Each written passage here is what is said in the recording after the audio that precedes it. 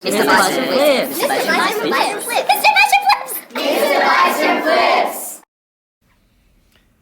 Hello and welcome to this video explaining the central plot elements as well as kind of pairing out the characters in Shakespeare's Romeo and Juliet. It is useful for us to understand the central elements of the plot and connect the characters as we are trying to, as we talked previously about in class, have a preconceived idea of what the storyline is before we even start watching the play. Because as you recall, in Shakespeare's time, Shakespeare didn't make up these stories, right? He sifted through familiar myths and folk stories and historical events, and then he appropriated those into his plot. So when the audience came to the play, they already knew what the play was going to be about. And therefore it's good for us to have the same mindset when we start watching a Shakespearean play. As we've learned from the prologue, the play is based on two households, both alike in dignity. On the one hand, we have House Montague, led by Lord and Lady Montague. Their son Romeo is there, of course, and Benvolio, one of his friends, as well as Abraham, Balthasar, and various other characters that are not named in the narrative. On the other hand, we have House Capulet, which is the household of Juliet and her parents, Lord and Lady Capulet, their cousin Tybalt, as well as the friends Petruchio, Samson, Gregory, and Peter, who are all mentioned in minor roles. We should also include the nurse here because she does work with Juliet and has been her nurse for her entire life. There are other characters here as well that are just mentioned as servants or henchmen or something. The other principal characters that we need to be aware of is Friar Lawrence, who is the local priest, and he is both the priest for Romeo as well as so both families go and attend church where Friar Lawrence attends. We also have Prince Aeschylus. He is the Lord of Verona. He's the one that dictates. And we can see him, obviously, Shakespeare at this point was part of the Lord Chamberlain's men as of 1594, and this play was written in about 1596-97. So Shakespeare, being sponsored by the Lord Chamberlain, which essentially is the Queen's right hand, was obviously making sure that he made royalty look good in his drama because essentially that's where his money would come from, right? So he had to make sure that the Queen and her associates gained the necessary respect to warrant him being paid his wages. In addition, we have two other characters who are more outside the two houses, but Mercutio certainly aligns more with, he's one of Romeo's best friends, so he aligns more with House Montague, but he's not technically related to them. But we'll see him being close friends with Romeo throughout the play. And we also have Paris, who is not part of one of the households, but he becomes a suitor. He has his eye on Juliet and this young lady that he hopes will soon become his wife. So he's courting her, and he's courting Lady and Lord Capulet, saying, hey, I would be a suitable, wealthy option for your daughter.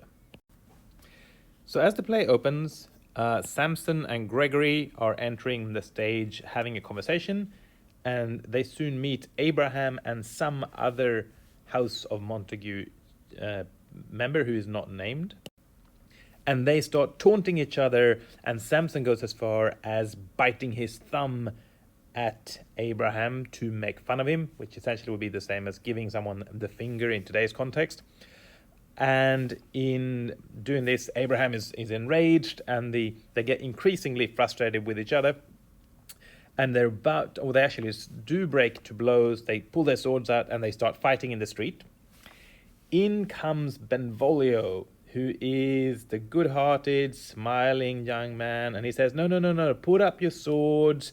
Take it easy. Let's not fight. Let's be happy. And he uses his sword to kind of strike down their swords, to kind of keep them, from stabbing each other.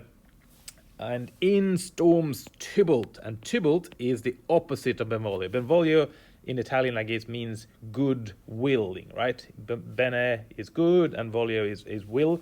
So Benvolio is the good willing character. Tybalt, on the other hand, is fiery, he's angry, he wants to see blood, he wants anger, he wants people to, he's very fiery in his personality. And so he is saying to Benvolio, hey, what are you can't talk of peace and have your sword drawn. And then he starts fighting with Benvolio, and then others join in the fray. The two fathers, Capulet and Montague, show up, and they are ready to jump into the fray as well, but their wives kind of hold them back. And then eventually in comes His Royal Highness Prince Aeschylus, and he says, hey, this is not okay anymore. I will not have any more fighting in my streets. This has gone on too long.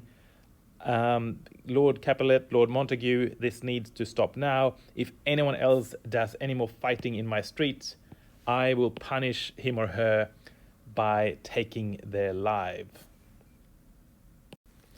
And that concludes the opening scene of the play. We have now established the tension between the two households. We've shown that Prince Aeschylus is a respectful and righteous and strong-willed ruler, and we are now at a stage where fighting has to stop in Verona. As everyone departs the scene, Lord and Lady Montague are left with Benvolio, and they're asking him, do you know why Romeo is so upset? Romeo seems really sad. Do you know what's going on?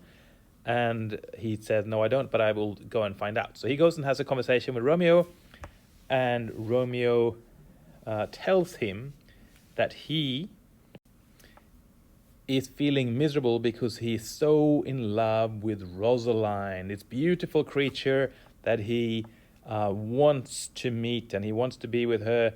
But unfortunately, Rosaline has expressed that she is planning to go into a nunnery and not marry anyone. So Romeo is very upset with this, and he wishes that he could be with her. As they are talking, in comes a servant from House Capulet, who has been sent with a list of people to invite to a party that evening. Unfortunately, the servant who has this list is not able to read. So he comes to Benvolio and Romeo and says, hey, excuse me, gentlemen, are you able to read? Can you tell me whose names are on this list so I know who I should be inviting to the party? And so they help him out eventually after making fun of him for a bit. And the great thing for Benvolio and Romeo here is they realize that they can go to the party. It's a masquerade, so they can dress up and no one will recognize them. And Rosaline is going to be at the party. So Romeo thinks that maybe he has a chance here of making Rosaline change her mind. We then go to scene 3 of the first act, and we cross-cut to House Capulet again, where Paris has arrived at the house to profess his affection and his intention to marry Juliet. He's trying to tell Lady Capulet what a great spouse he would make because he is wealthy. He would be an excellent choice for Juliet. And Lady Capulet says, no, wait. My daughter is not yet 14. She's not ready to get married. So no, I'm sorry. We appreciate the offer. Maybe later on we'll be interested, but at this point she's too young to marry. So she sends Paris on his merry way. In the remaining 2 scenes of Act 1, we then transition to the party. Scene 4 is the Montague boys, Benvolio and Romeo, and some friends entering the party.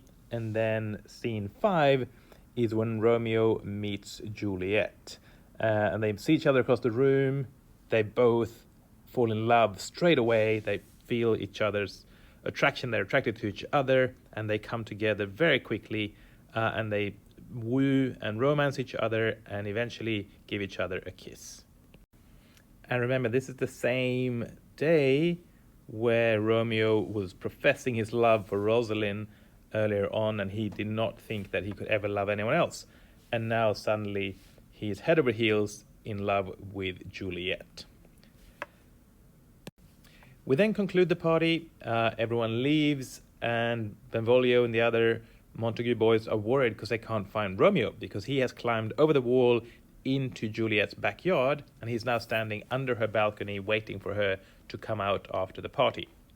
She eventually does, and we have the famous balcony scene where Romeo and Juliet profess the love for each other. They now know who the other person is. Up until this point, they didn't know who they were because there's a masquerade and they hadn't been introduced.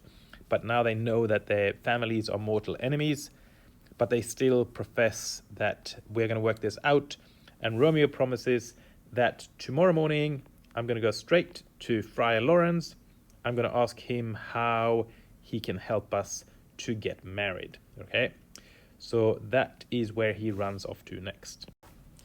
And obviously, as Romeo comes into Friar Lawrence's cell in the next scene, Friar Lawrence is very much bemused. He is confused when Romeo says that he's head over heels in love. Yes, I know. You've been talking about Rosalind for weeks. And Romeo says, no, I'm not talking about Rosalind. I'm in love with Juliet. And Friar Lawrence is very confused what this, how this change came about.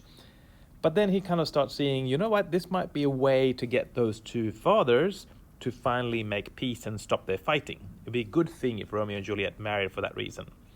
And then eventually he promises to do so. The nurse tells Juliet, right, come to the chapel tomorrow and you shall be married. And they meet up.